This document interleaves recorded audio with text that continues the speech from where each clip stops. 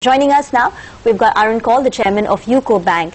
Hi Mr. Kaul, and thanks so much for taking the time out and joining us. We spoke with the Power Minister earlier in the day, and so just to touch upon a couple of things that he said. So first, he said that Jharkhand, Bihar as well as Andhra Pradesh are on the verge of signing bailout packages. Could you tell us if your bank is exposed to any of these three states? No, we have no exposure in Jharkhand or Bihar, election boards. Okay.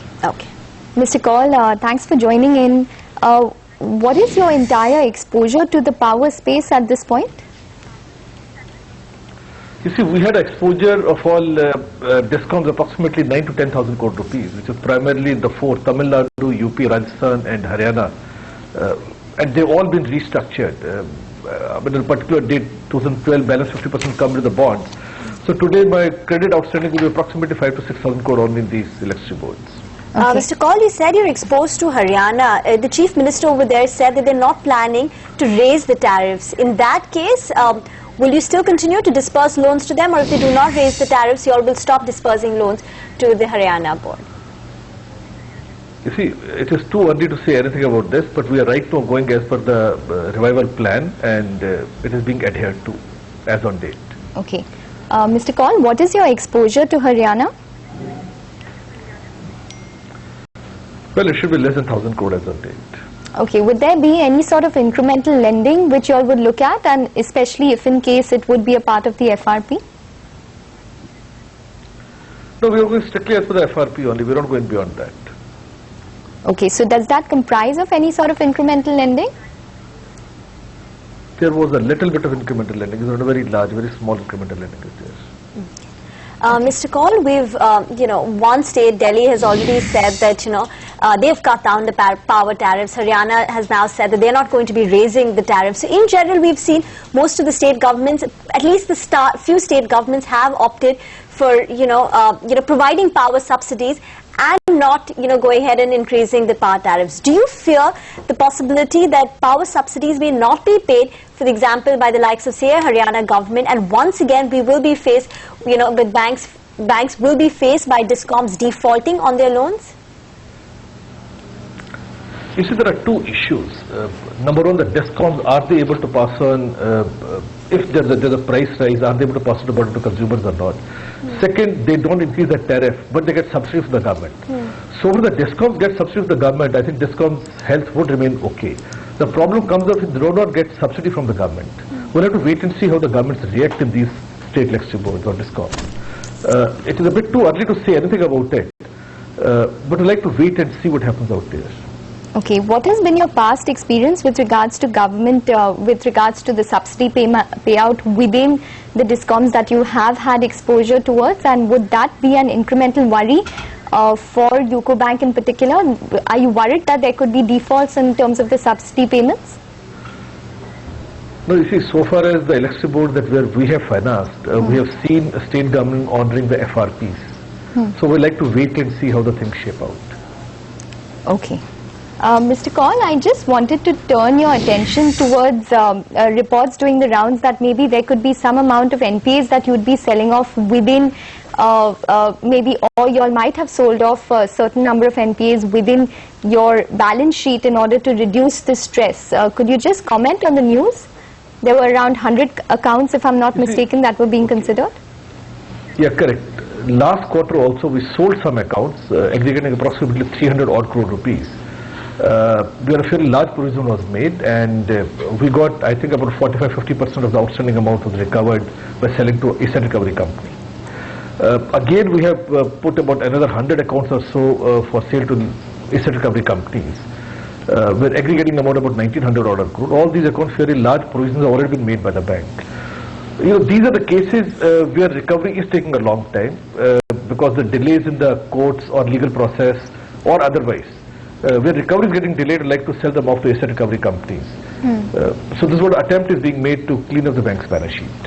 Will you all be able to sell off all the 100 accounts in the coming 2 quarters, or it's not that easy? It would depend upon the type of response we get from the asset recovery companies and when the price matches our expectations or not.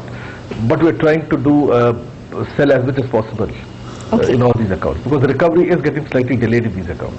Okay, Mr. Kaul, I'll just come back to the power space. As of September, the restructured book with regards to power and distribution stood at 6521 crores. What does it stand at this point? Is there some incremental amount of restructuring that we've seen? No, that's all. There's no addition. This all has happened the previous quarter. Okay, and what is the pipeline of restructuring? Where are you seeing any sort of incremental restructuring, if that is the case, and which sectors is it coming from? No, we're not seeing much in power. There's no in the power sector. We're seeing a little bit of restructuring of steel accounts, couple of steel accounts, that some restructuring will take place in the third quarter. In general, sir, in the previous quarter, your slippages as well as the write-offs, shot up quite a bit when we saw it on a sequential basis. In Q3, directionally, could you tell us how the picture will be with respect to slippages and write-offs? You see, we are of the view that our slippages should be equivalent to or less than our recovery upgradation, the write-offs. We are hopeful that they'll be slightly lower than this figure. We'll have to wait for the audit to get completed, but our view is to be lower than recovery, upgradation and write-offs. Okay. Mr. Kaul, can you also just detail what your exposure to Tamil Nadu, UP as well as the Rajasthan SEBs would be, or DISCOMs? No, after restructuring and conversion of the loan into bond, total outstanding should be in the region of approximately 6,000 crore rupees. Okay. Mr. Kaul, coming back to the other point about, selling the NPAs, when you sold it in Q2, you said the recovery was close to about 40 to 50%. Is that going to be the likely assumption that we should make with respect to these 1,900 crores of, assets that you're looking to sell? The recovery rate will be around that 40 to 50%? No, it will be difficult because these are depend on the case-to-case basis and depends upon how much security is available and what the status of the recovery and all. It will be very difficult to generalize. But these are the assets where we have made a fairly large provisions. Okay. How is your operating profit doing this quarter, Mr. Kaul? Because last quarter, that's the reason why you had the jump which came in along with your NII on your profitability front. How is your operating performance for the bank in Q3 as well as maybe guidance for Q4? Our view is we should be able to maintain the trend as we've seen the first and second quarter. Same trend should be maintained the third and fourth quarter also. So in the second quarter, we saw a very sharp increase in your net interest margins. It went up, I think from 2.4, it went all the way up to 3.1%. So will the same trend be maintained even on the net interest margins? Yeah, we expect same trend to be maintained because my CASA is fairly comfortable. We are at about 33-34% the CASA, so we should be able to maintain that in the trend. Okay. All right, Mr. Kaul, thanks very much for joining in. So that's the view coming in from UCO Bank. A lot of the banks are weak in today's trade, so UCO Bank has joined the list in all of them. So the stock is currently down around 1.3%. The company does see a pipeline in terms of steel accounts for restructuring to take place in Q3, but they do not see any sort of incremental restructuring which has taken place in the power and distribution segment. But they do not have exposure to the likes of the Jharkhand and Bihar SEBs or DISCOMs, but they do have exposure to Haryana, but that is around less than 1,000 crores. We'll take a... Okay, so let's talk about oil marketing companies now. Of course, the top performer has been BPCL because of its upstream assets as well. But will that continue to be top pick going forward, or do you think HPCL and IOC maybe can stage a bit of a comeback? No, it's like betting between the two, whether you really want to bet on the government that the reforms will continue and the benefits will flow to these companies.